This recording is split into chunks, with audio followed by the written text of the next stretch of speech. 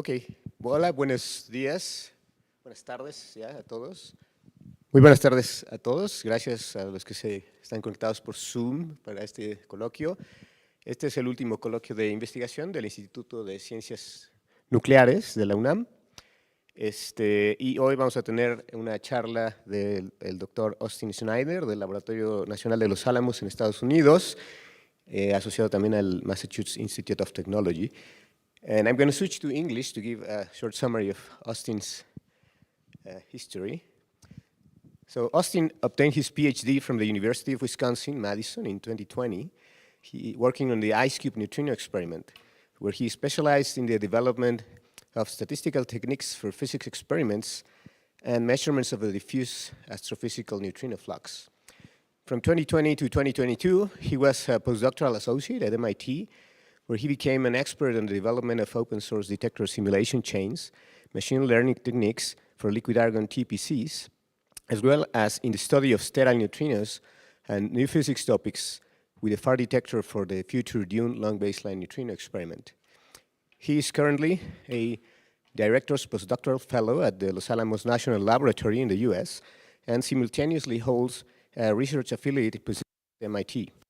He works in the Coherent CAPTAIN-Mills experiment, CCM for short, where he is the analysis coordinator and has contributed to the development of the CCM data acquisition, the analysis framework, the study of Cherenkov light reconstruction in liquid argon, low-level data processing, etc.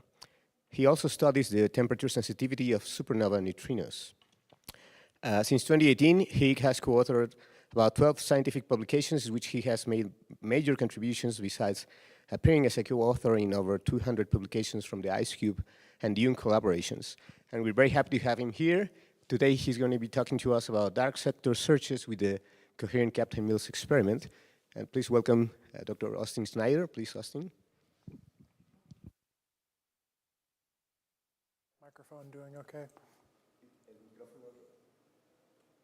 Yeah? It's How's that? Is that better? Yeah? Okay, excellent. Yeah, thank you for the introduction, Alexis. As Alexis just mentioned, I'll be talking about Coherent CAPTAIN-Mills, and specifically some dark sector searches. But before we get into that, I have to just thank and recognize everyone from UNAM. There are many, oh goodness. We have several UNAM collaborators, Alexis, Juan Carlos, and students Marisol and Christian, who are working on electron neutrino charge current cross-section measurements and also the characterization of cosmogenic muons. Is there something wrong with the cable maybe, or I don't know what's going on. But anyway, CCM is at its heart a neutrino detector.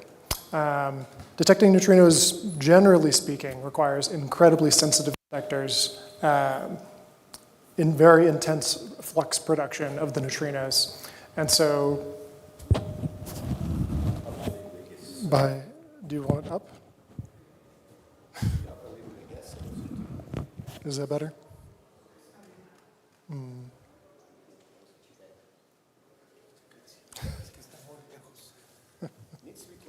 Closer. Okay. All right, now that the feedback is hopefully gone. Yeah, in general, if you are sensitive to neutrinos with your detector, you're also sensitive to other very rare processes, necessarily because neutrinos interact very rarely. So this is true for CCM, and it's true for many other experiments.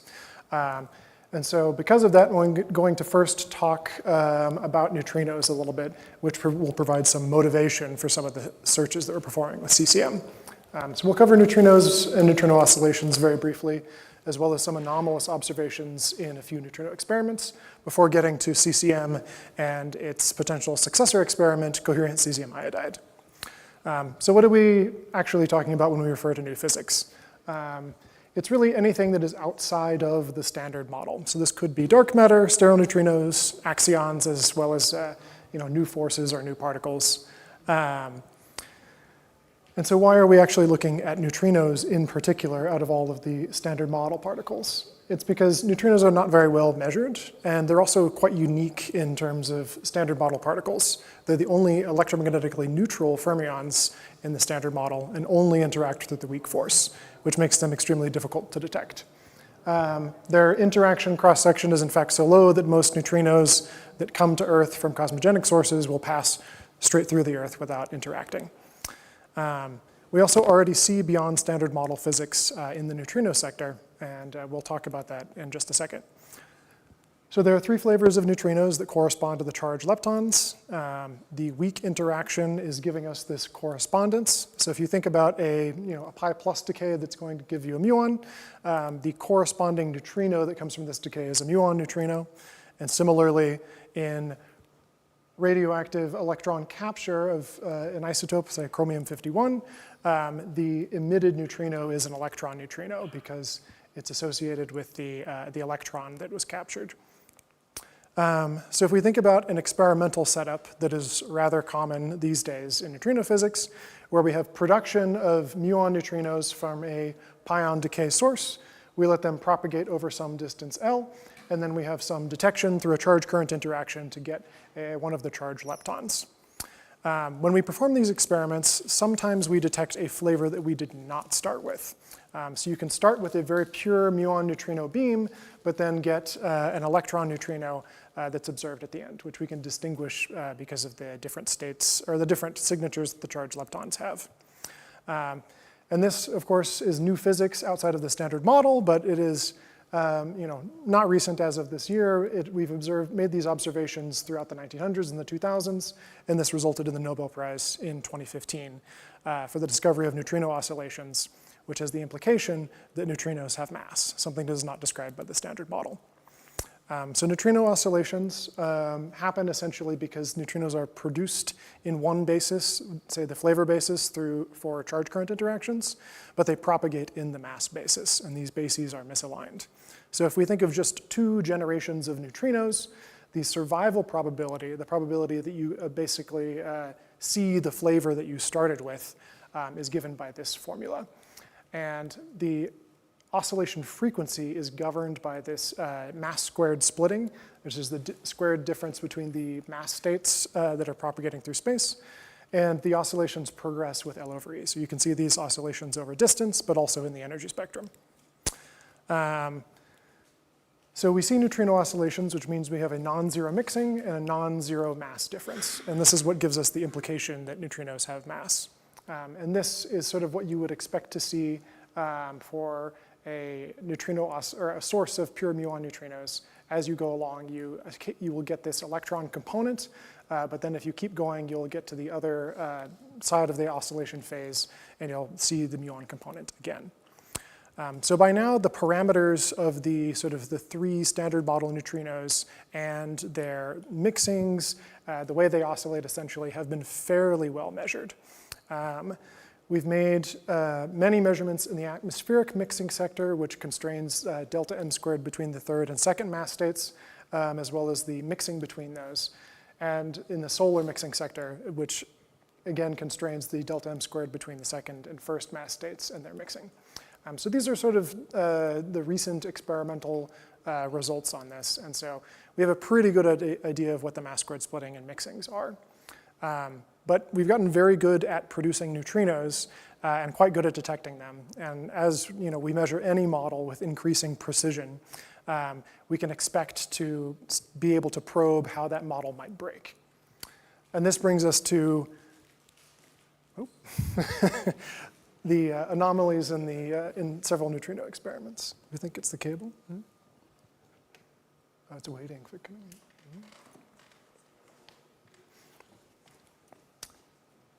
Well, while we're waiting to see what's on the monitor, I'll touch on 4 experiments. One is the liquid scintillator neutrino detector, depicted here. It is a decay at rest neutrino source. The next is MiniBoon, which is a decay in flight source that is searching for similar scenarios as LSND. The Baksan experiment on sterile transitions is a radioactive source. And then finally, IceCube, which is a cubic kilometer detector that is looking for atmospheric neutrinos, and it's at the South Pole. Okay, great.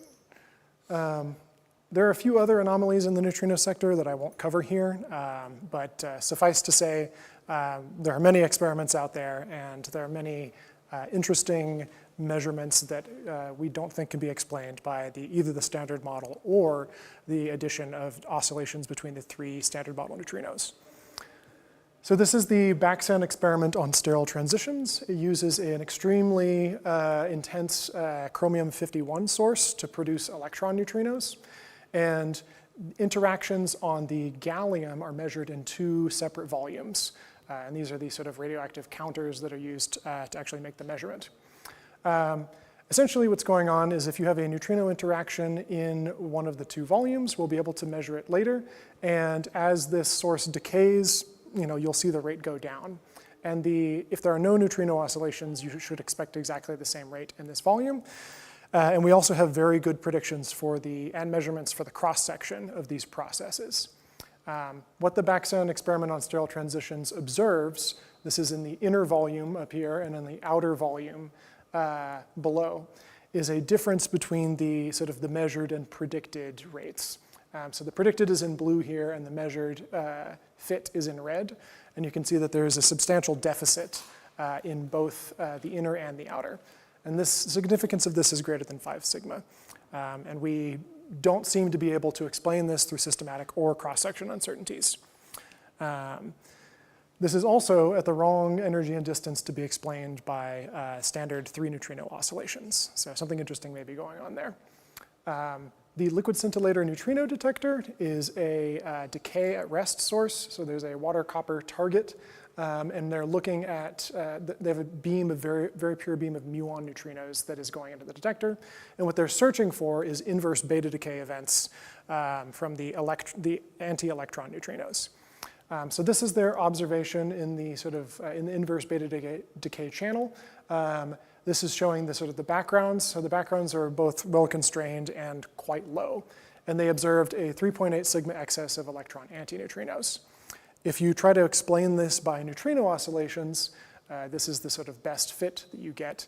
But again, this does not match up with the parameters of the 3 neutrino oscillations.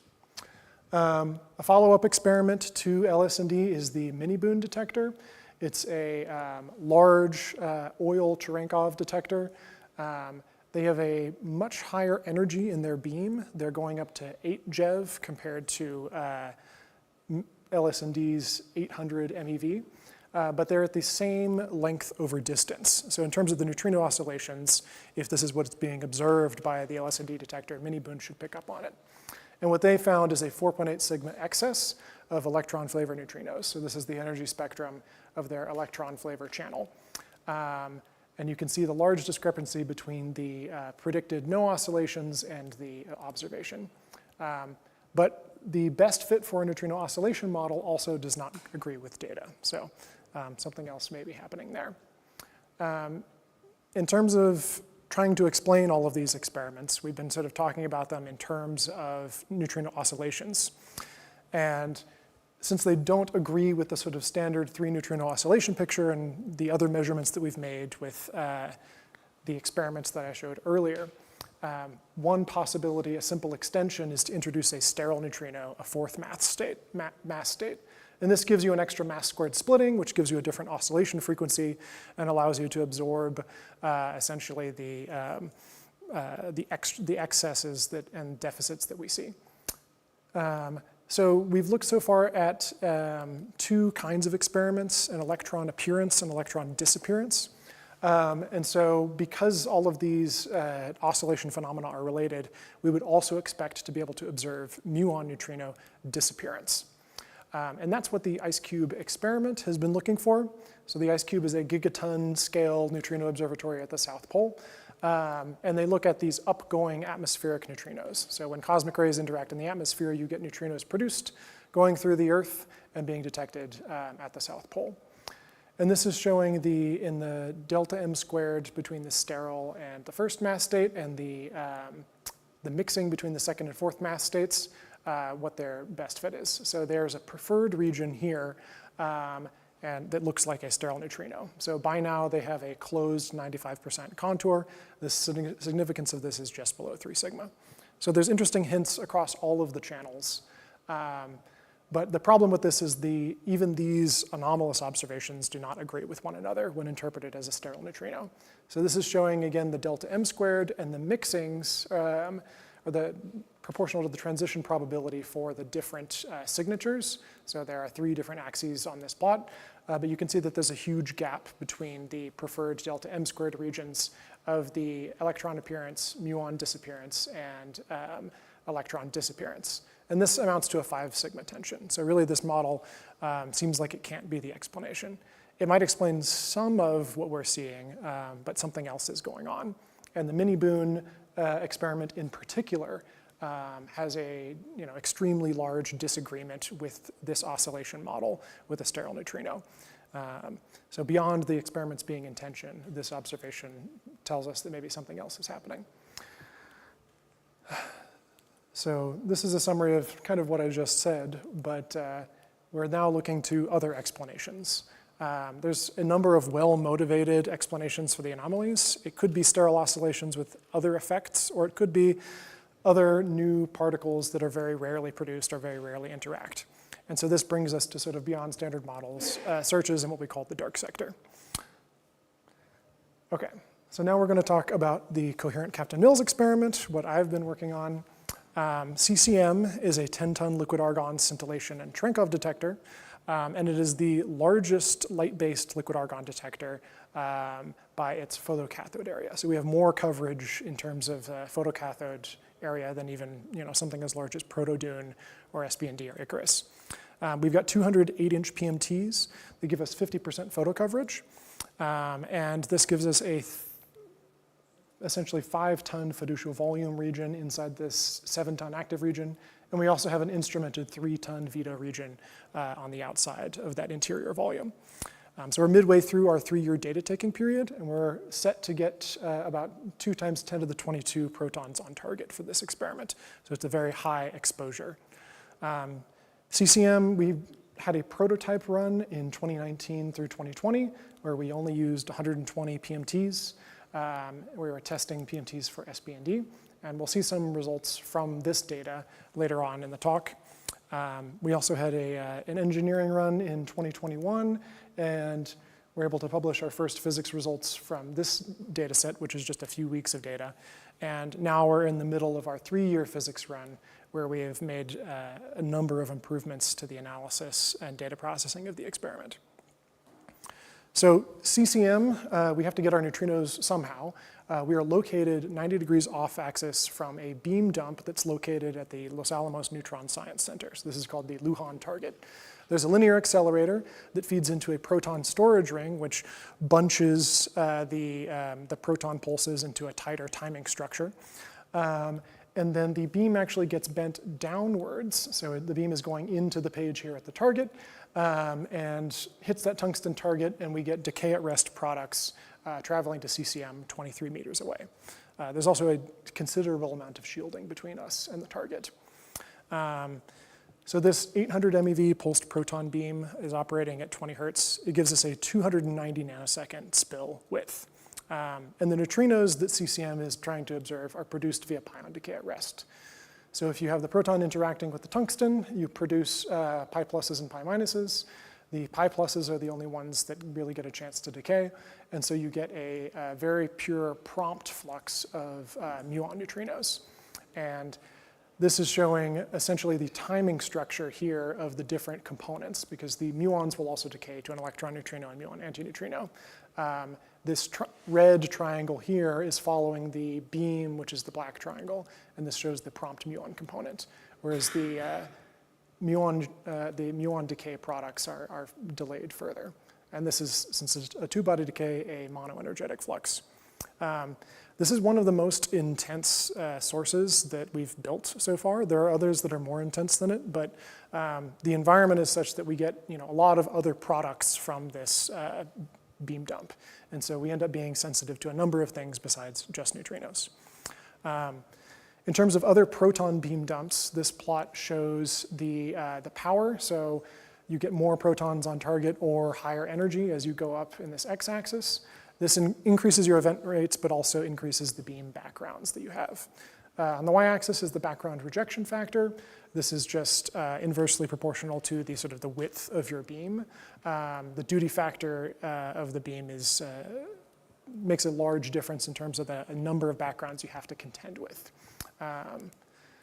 So CCM is here, the Lujan target. Some of these are proposed things. So these two up here don't actually exist yet. But you can see it's lower current than some of these other experiments, but it is at the sort of highest background rejection factor. JPark, there are some other considerations for this that I won't go into, but suffice to say, the Lujan target has one of the shortest, most intense pulses, and this gives us a major advantage in terms of being able to reject background while still retaining the number of protons on target we need to do these searches. So this is a diagram of the target. We have a lot of shielding in between us and the target, primarily to stop neutrons. So this is really a neutron spallation source. So it's optimized for neutron production, which we don't want to see at the detector. So by putting all of this shielding here, we can attenuate and slow down all of the neutrons and reduce that sort of primary background. And then, of course, anything sort of speed of light, neutrinos or Axion-Like particles or anything else will just pass through uninhibited. So timing is really critical for CCM.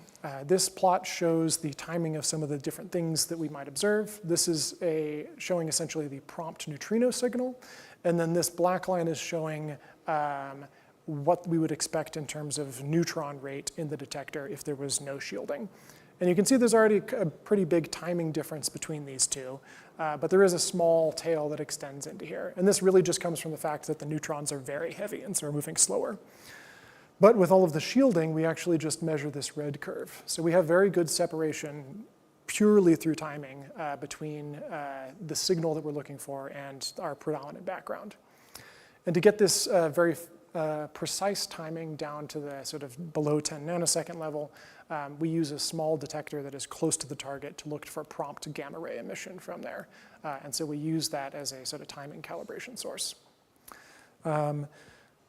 So the general approach for pion decay at rest sources is you have a very intense beam. You go off axis to get rid of any sort of decay and flight backgrounds. You have ample shielding to get rid of neutrons, and you use a narrow pulse to concentrate your signal in time. And then you can, through timing cuts, remove all these neutron backgrounds, and you get to measure your steady state backgrounds in situ with the detector. So CCM is instrumented with these 200 8-inch PMTs. They have a 2 nanosecond sampling time on the digitizer side, and they're sensitive, the detector is sensitive between about 100 keV and 2 GeV. The scintillation light that's produced in the detector is in the UV, which the PMTs cannot see. So the interior of the detector and 80% of the PMTs are coated in a wavelength shifter. We left some of the PMTs uncoated because it gives us some advantages in terms of how we can interpret the light that we see. So the light production in liquid argon is extremely intense. You get about 40,000 photons per MeV, which I think is much more than many other scintillators. The emission of that light is isotropic. So if you have a track moving through the detector, that track will kind of emit light isotropically. There's no directionality to it. And it also has a fast and a slow component, the fast component being order nanoseconds and the slow component being order microseconds. And this all happens at around 128 nanometers. We also produce Cherenkov light from some of the electromagnetic interactions in the detector. These are much dimmer, about 700 photons per MeV, but they are directional and they are prompt. The emission's in the picoseconds, and they emit in a broad spectrum. So this difference in spectrum is actually why we leave some of the tubes uncoated. What we can do actually is use the heterogeneous nature of the detector to distinguish between Cherenkov and scintillation light. So what will happen is if an event has Cherenkov light, we'll see in the coated PMTs a small bump and then the shifted wavelength, the light that is wavelength shifted. But in the uncoated PMTs, there's no TPB on the surface, and so there's a greater separation between the Cherenkov light and the scintillation light. And this allows us to potentially differentiate between electromagnetic-like events and nuclear recoil-like events, which don't produce this Cherenkov light. So in terms of signatures, CCM is in quite an advantageous position. The things we're looking for that are electromagnetic are in this 1 to 15 MeV range. They produce scintillation and Cherenkov light. The primary background of those is neutron scatters, but then they only produce scintillation light. And the inverse is true for nuclear recoils. These are low energy signals with only scintillation light. The primary background is these beta decays, and those produce scintillation and Cherenkov light. So identifying this is going to be very powerful for background rejection. So in terms of using this for PID, nominally one might look for rings in the detector. So this is a picture from Super K showing a muon ring and an electron ring.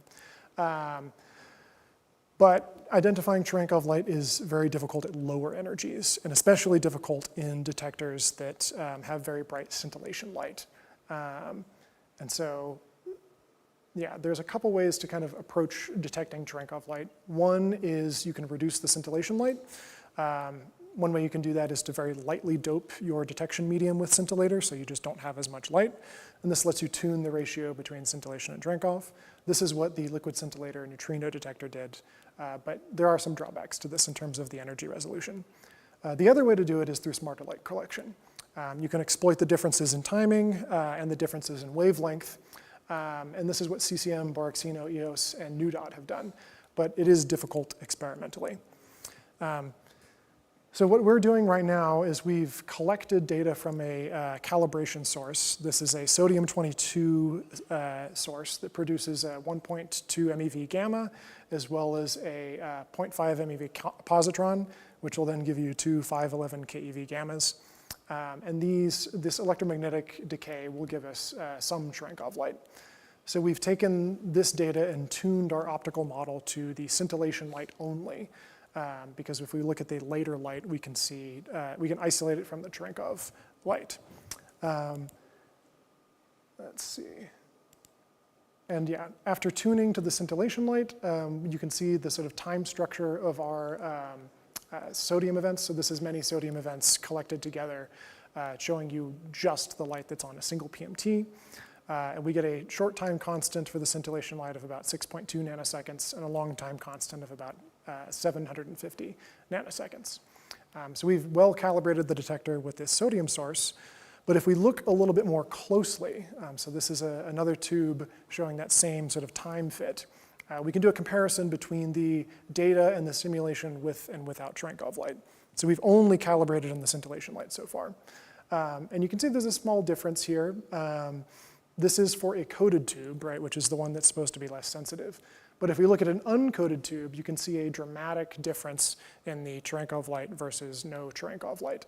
So it's clear that at least that we, on a statistical level, we've been able to identify Cherenkov light from these sort of sub-MeV particles.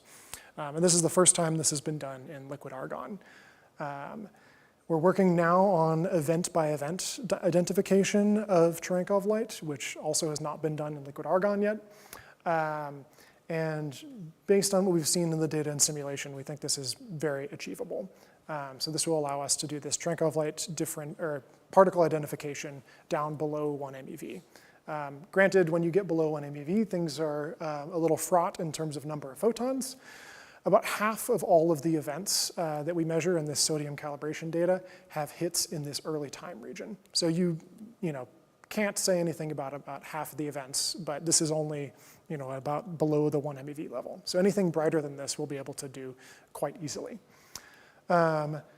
This is showing essentially between the two green, the simulation with Cherenkov light and the simulation without Cherenkov light in terms of number of events as a function of the number of tubes hit. So the early light really is predominantly Cherenkov light. There's almost no scintillation light in here. So as long as our timing calibration for the PMTs is good, this actually becomes quite easy with CCM. So I'm going to talk now about some of the physics that we're doing. I'm going to give a quick plug for some of the software that we use in order to simulate our beyond standard model physics scenarios. It's called Siren and is a sort of generalized tool for doing BSM and neutrino particle injection. you can do near arbitrary detectors and models in it, and it is pip installable. So this is an example of a study we did with Minerva using this software. So the first scenario I'll talk about is of interest in terms of the short baseline anomalies. It offers a possible explanation for them. This model is dark sector coupling to meson decay, or DSCMD, which is a mouthful. Schematically, what we have is a rare two-body neutral pion decay to a photon and a long-lived bosonic particle. We get this production through a rare three-body decay, and then there's subsequent photoconversion in the detector, so we get a gamma out, and that the electromagnetic shower we can pick up pretty easily. So this is, again, a possible explanation to the anomalies that we've seen before. Looking at mini-boon, you can fit this model pretty reasonably to the mini-boon visible energy spectrum. In that detector, the signature is actually predominantly coming from charged pion decays. So there's sort of a difference in the way that we're measuring this. So if we then go to CCM, there's a number of different channels through which we can get production or detection. And so we have these particles being produced in the target and going to CCM. And we can test both the charged and neutral pion decays because we get that decay at rest from both of those there. And that becomes important when you start looking at the constraints. So this is showing you the coupling strength on the x-axis for the neutral pions and the coupling strength on the y-axis for the charged pions. And the allowed region for the mini-boon excess is this blue contour here. One of the other experiments that's at Fermilab where mini-boon is, called microboon, has been able to place some constraints on this. And they go along this diagonal line for their constraints. So they've ruled out everything over here. The catch with this essentially is that they're using the same neutrino source. And so that's why these are sort of in the same direction. But if we go to CCM, where we have a different ratio of charged and neutral pions, we can actually place complementary constraints. So this is the sensitivity for CCM 200 with some pessimistic background projections, and we'll be able to take a large chunk out of the mini-boon allowed region in this model. We also look for axion-like particles. So the axion-like particles show up in a lot of different BSM theories, in dark matter explanations, as well as in BSM neutrino physics. But mainly axions, or QCD axions, are a proposed solution to the strong CP problem. So we don't see CP violation, at least as far as we can measure in QCD, and we don't know why. It's not required by the standard model, and so the introduction of the axion is a mechanism to force this to be sort of what we measure. There's a vast parameter space. This is showing the coupling of axions to photons across, I think, more than 10 orders of magnitude, and then the mass of the axion, again, across, I think, 20 orders of magnitude. But what CCM is measuring is actually a much heavier mass axion-like particle, which is sort of off the plot here. So depending on whether you have coupling to photons or coupling to electrons, there's again a number of different production channels that you can have in the tungsten target, as well as a number of different detection channels you can have at CCM. And we can see both the sort of decay resonance of the axions, and we can also look at scatters in the detector. Axions essentially is just scattering off the argon. And so this is showing some potential energy spectra that we might see at CCM for some different parameters of the mass and coupling. And this is for photon coupling, and this is electron coupling. So for decays, this is pretty straightforward. We have a pretty good sensitivity to this. The main consideration here is that the target is very prolific in its photon production. And so we're able to produce potentially a lot of axions. These plots are, again, in the axion mass and coupling parameter space. And what it's showing is sort of the quote-unquote allowed regions, as well as some potential constraints from CCM. So if you relax some cosmological constraints, there is an island of parameter space that is allowed in both the electron and photon coupling that hasn't been constrained yet. This does require a modification to cosmology, but it's smack dab in the middle of the sort of benchmark QCD axion models. So it's quite exciting to be able to probe this with a experiment here on the ground. So CCM has placed some new constraints on these models. This sort of hatched region is the few weeks of prototype data that we took. So we already excluded a tiny chunk of new parameter space there. But then the blue regions here show our projected sensitivity for the full 3-year data set with no background all the way down here and with some very pessimistic projections in the dashed. So we expect to be able to cut into this parameter space pretty significantly with the improvements we've made. So there is the potential to measure the QCD axion at CCM if it happens to be in this region of parameter space that is not very well constrained. So far these signatures have been in sort of the 10 MeV to tens of MeV scale, but CCM can look for some lower energy signatures that have more coherent-like interactions, such as nuclear recoils. One such scenario is 2 different dark matter models. You can look at a sort of standard vector portal dark matter scenario, but there's also a leptophobic scenario that we look at that gives you a coupling to the baryon current. And this gives us detection through the sort of the coherent scattering off of the argon, whereas this is the elastic or inelastic scattering off of the nuclei. So in general, we expect dark matter as a thermal relic in the early universe, and some traditional approaches are basically looking for this thermal relic, but there's limitations on what you can detect. You can really only probe mediator masses above about a GeV, but with CCM, we're exploring accelerator-produced dark matter, and we can go down to this sort of less explored 10 MeV regime. So this is the constraints that we're setting on the leptophobic scenario. This line is showing the abundance of dark matter that we expect from cosmology, and CCM is able to probe down to that relic density in this sort of tens of MeV mass range, and this is the coupling here. This was just with the prototype detector, our 3 weeks of data, and with a few weeks of data, and with 3 years that ends in 2025, we'll be able to probe all the way down here, way past the relic density. In the vector portal scenario, we still are able to cut into some new parameter space, but we're a little bit comparatively less sensitive in here.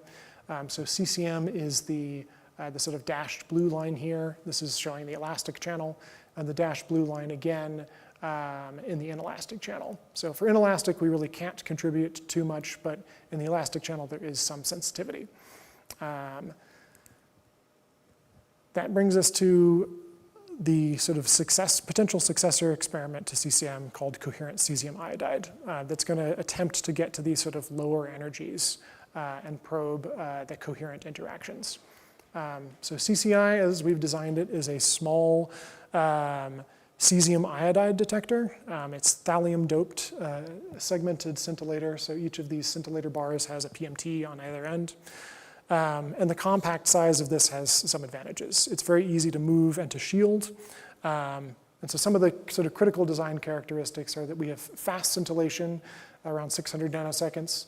The sevens interaction has a very high cross-section in cesium iodide compared to argon. And there's very low intrinsic radioactive backgrounds. One of the disadvantages of argon is that the argon-39 isotope is relatively common in liquid argon that you can purchase, and that is a substantial background for these kinds of searches. So this will provide a very low threshold. We can go down to probably about 5 keV with this, and it has low background rates and a much higher event rate. So yeah, this is to scale the cesium iodide detector compared to CCM. And so shielding this is going to be much, much easier.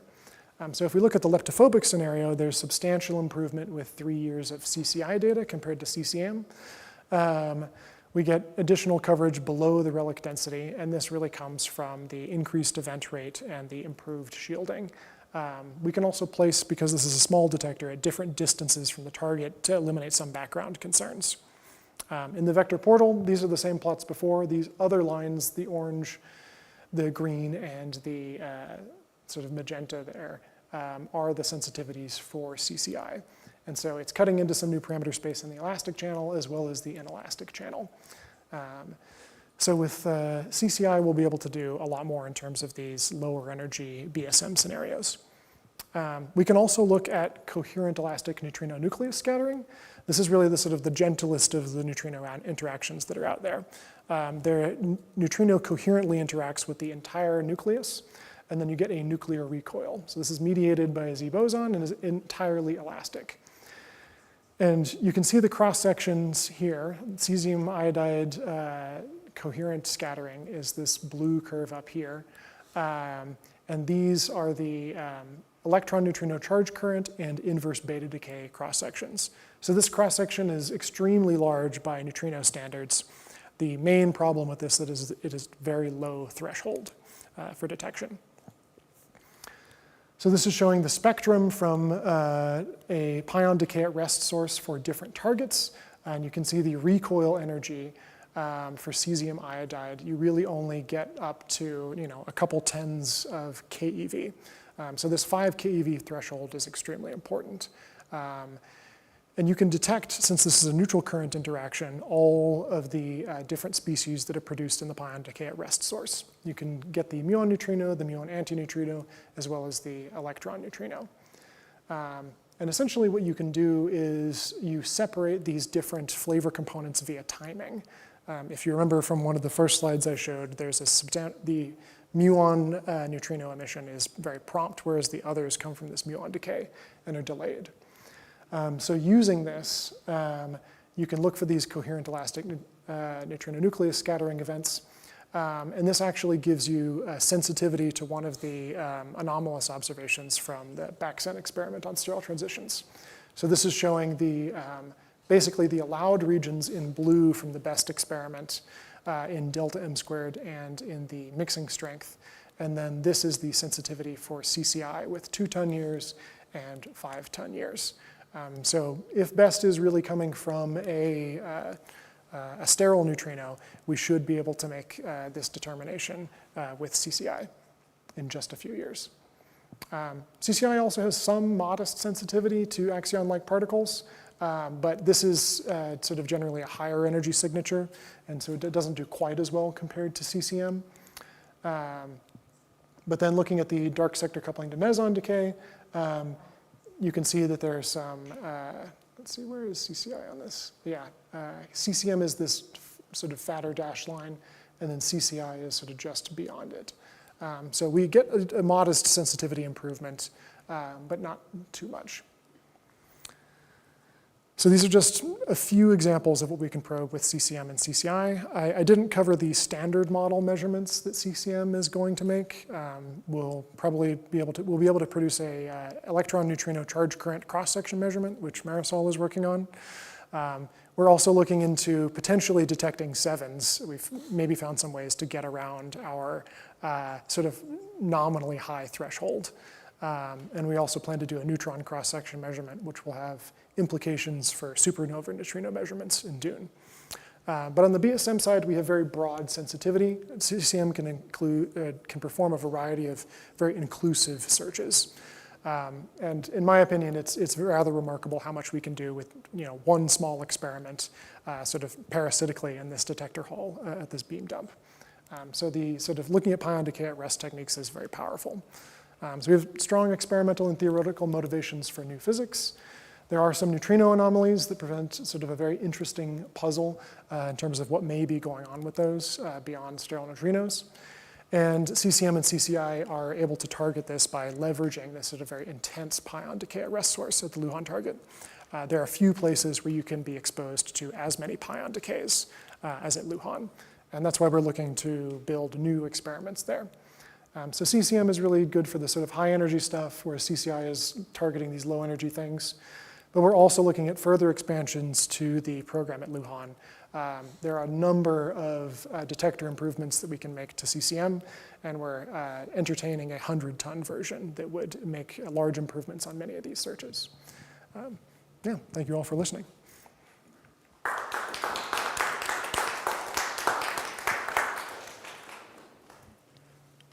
Thank you, Austin, for this very nice and thorough talk. And we have time for questions.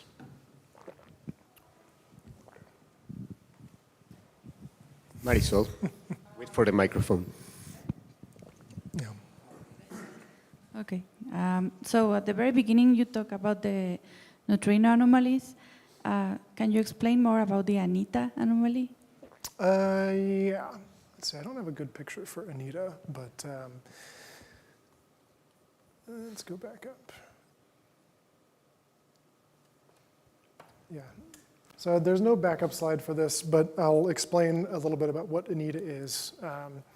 Anita is a radio balloon experiment at the South Pole. So essentially what they do is they construct this large device that could maybe fit in this room that has a bunch of radio antennas on it that look for, I guess they're very polarization sensitive is one of the sort of key things. So they have this device, they lift it up on a series of balloons, and it floats around Antarctica just as the winds kind of move it. And so what they're doing essentially is they're using the ice sheet and the continent of Antarctica as a target for neutrinos.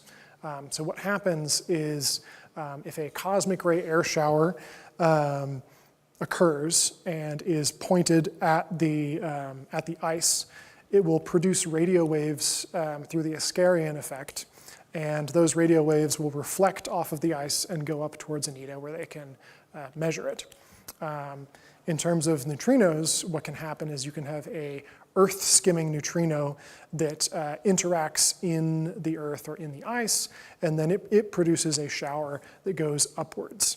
And Anita is able to differentiate between those two scenarios by looking at the polarization of the radio waves. So you can tell whether it was a downgoing or an upgoing event, essentially. There were, I think, 3 events that Anita observed during some of its runs that appeared to be neutrino interactions and were extremely high energies. I don't remember the exact number, but I think that's above maybe the tens of PeV. I don't know if anyone remembers. But the interesting thing about these is the sort of the angle at which they occurred and the frequency with which they occurred. I guess they all came in a very short period of time. And so this might suggest that there is a neutrino source. Maybe some blazar had a pulse and we saw it in neutrinos. But this is considered an anomaly because none of the other neutrino observatories saw anything during this time. So the people have not quite figured out what it could be, but there are some BSM physics scenarios floating around to maybe describe why Anita saw something and why IceCube did not. And I think for the energies of the neutrinos that were observed, it's actually would be, at the angle that they were coming up at, it would be difficult for them to actually make it all the way through the Earth, is another problem with these events. I think the standard maybe explanation for these is that we don't understand the ice well enough, and you can get some funky reflections happening that inverts the polarization. Yeah, that's, I think, the current state of things, although my knowledge may be a little bit out of date. Thank you. Yes, Yusuf? Thank you for a nice talk. Just about a curious question about the threshold in nuclear recall in liquid argon. Is there an idea of why it's too high or why you cannot measure lower energies? Yeah, so it's fairly obvious why CCM has such a high threshold. It is that we do not filter our liquid argon. So we take the liquid argon as it comes from the gas plant where we purchase it from, and the liquid argon that is delivered is full of oxygen and nitrogen contamination. Okay, so. Yep. And there is not any plan to put a filtration process? We are halfway through building this filtration system, but ran out of money. Okay. So we would love to filter the argon. What we're looking into now is essentially the argon may be dirty, which prevents you from measuring coherent interactions in the entire volume, but you may be able to do this close to the PMTs. And with the level of precision that we've had to achieve in doing the Cherenkov light identification below an MeV, we think we may be able to actually see some coherent interactions in a limited, shell of the liquid argon close to the PMTs.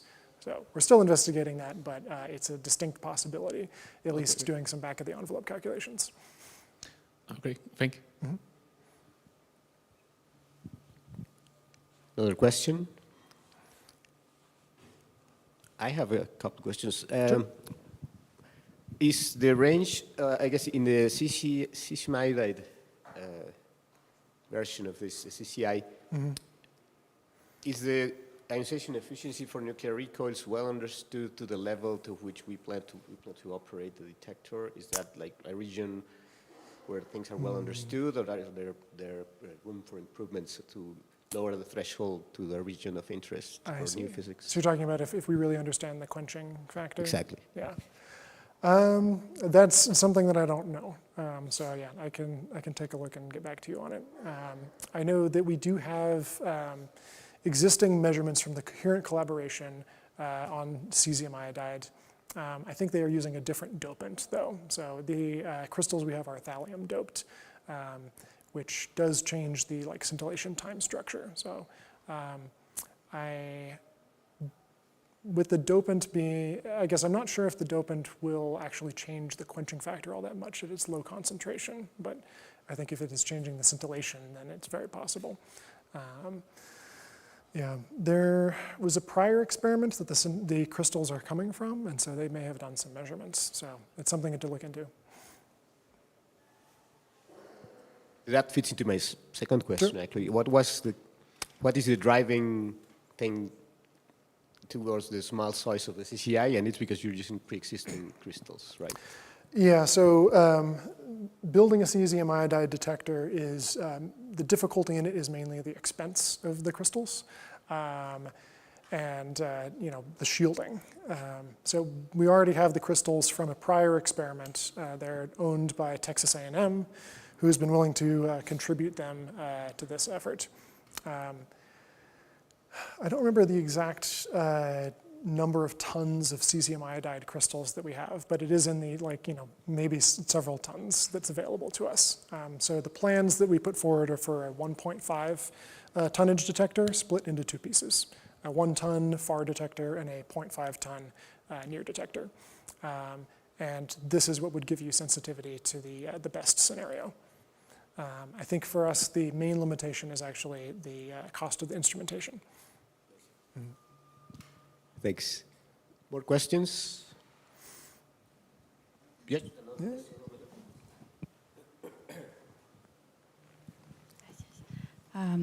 So apologies if this question is very naive, but what is a cosmological triangle and why is it relevant? So essentially, there are a very large number of constraints that are that exist for axion-like particles. Let me see if we can find the appropriate slide. This guy. Yeah, so you can see there's, maybe it's too hard to see, but there are some solar measurements, some other measurements from other on-Earth detectors. But once you get up to higher masses, up in this direction and higher couplings, the constraints, a lot of them are actually coming from cosmology. So there's HB stars here. This is a 1987 supernova, and then there's some stellar cooling constraints there. And this sort of darker shaded blob is coming from beam dump experiments. I think there is another constraint that comes in from the right that may be from cosmology, but essentially this region is primarily constrained by cosmological arguments. And I don't quite remember the details, but there are one of the constraints that comes in and overlaps this entire region can be removed if you make some modifications specifically to cosmology. I can't speak to how well motivated they are, but they are possible, and that opens up this region of parameter space. Okay, thank you so much. Are there any more questions for Austin? Okay, if not, then let's thank him again. Thank you all for your attendance, and see you next time.